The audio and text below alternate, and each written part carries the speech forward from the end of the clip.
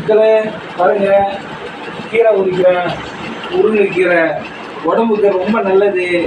முருங்கைக்கீரை கொரோனாக்கு எல்லா டிசீஸையும் உங்களுக்கு போக்கிறோம். இந்த கீரை எப்படி உரிக்கிறதுன்னு கற்றுக் கொடுக்குறேன் பாருங்கள். இப்படி வச்சு அப்படி என்ன பண்ணணும்னுட்டு அப்படி உரிக்கணும். பார்த்தீங்களா? அப்படி உரிச்சு பார்த்தீங்களா? அப்புறம் இது அப்படி உருவி போட்டுடணும். கீரை தெரிஞ்சா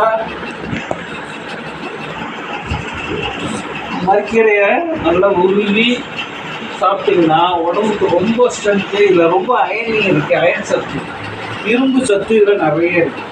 அதனால் மக்களை எல்லோரும் இந்த கீரையை முருங்கைக்கீரை இதை நிச்சயமாக கண்டிப்பாக சாப்பிடுங்க. உடம்புக்கு ரொம்ப நல்லது.